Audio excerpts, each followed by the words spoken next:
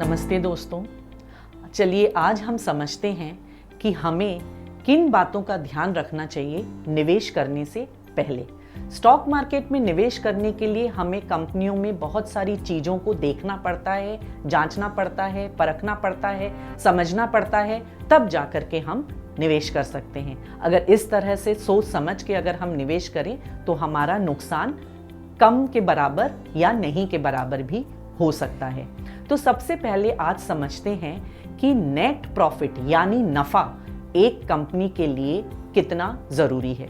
तो अगर एक कंपनी अपना व्यापार चला रही है तो हमें यह समझना होगा कि सारे खर्चे बाद दे करके वो कंपनी कितना मुनाफा कमा पा रही है, यानी वो कंपनी कितना नफा कर पा रही है। क्या वो साल दर साल काफी अच्छा नफा कर पा रही है? अगर वो कंपनी हर साल काफी अच्छा नफा कर पा रही है तो हमें ये समझना चाहिए कि कोई भी मुश्किलात में वो कंपनी बहुत अच्छे से अपना व्यापार चला पाएगी। तो हमें ये समझने के लिए कि सेम सेक्टर में यानी एक ही सेक्टर में अगर हम 3 कंपनियों को ले करके उनको कंपेयर करते हैं तो हमें ये समझ में आता है कि उन तीनों में से कौन सी कंपनी सबसे अच्छा नेट प्रॉफिट दिखा रही है, यानी growth in net profit margin, यानी किसका मार्जिन सबसे ज्यादा बढ़ रहा है। इस तरह के कंपैरिजन और वैल्यूएशन को हम कहते हैं रिलेटिव वैल्यूएशन। तो चलिए आज स्टॉकेज के माध्यम से जानते हैं कि कौन सी कंपनी आपको सबसे अच्छा नफा दे रही है। तो उसके लिए हम 3 कंपनियों का चुनाव करते हैं, मैरिको, ब्रिटानिया और हिंदुस्तान यूनिलीवर। ठीक है, तो पहले हम जा करके चेक करते हैं ब्रिटानिया इंडस्ट्रीज को। ब्रिटानिया इंडस्ट्रीज में जब हम जाते हैं तो हमें देखने को मिलता है फंडामेंटल सेक्शन में रेशियोज में कि कंपनी का जो ग्रोथ रेशियो है पैट मार्जिन में वो कितना है। तो जब हम ब्रिटानिया का पैट मार्जिन देखते हैं तो उसमें हम देखते हैं कि उसका जो नेट प्रॉफिट का ग्रोथ है यानी मार्जिन परफॉर्मेंस जो है वो है 10% का।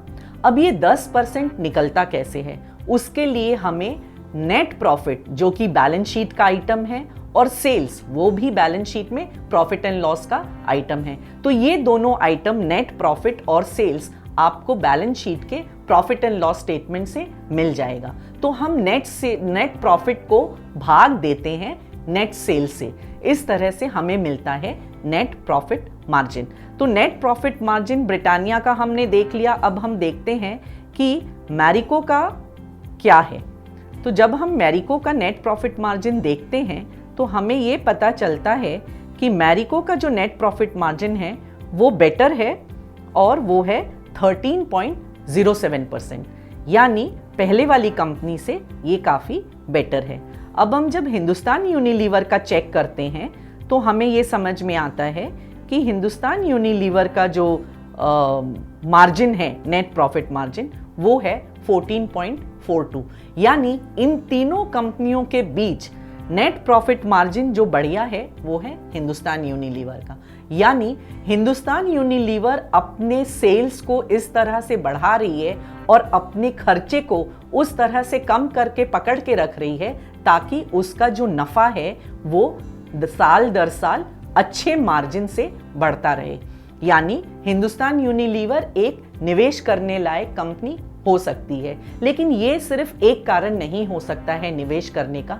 निवेश करने के लिए बहुत सारे और भी टूल्स हैं, बहुत सारे और भी रेशियोज हैं जो हमें देखना पड़ता है, जैसे सॉल्वेंसी, एफिशिएंसी, ग्रोथ, प्रॉफिटेबिलिटी, काफ़ी सारे। अगर ये सारे आपको कंपनी के बारे में पॉजिटिव खबर दे रहे हो तो आप इस कंपनी में ज़रूर निवेश करते हैं।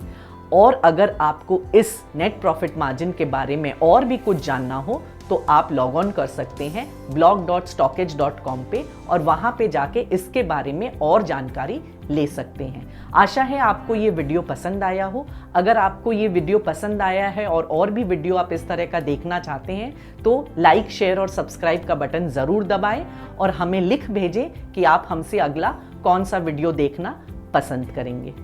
धन्यवाद।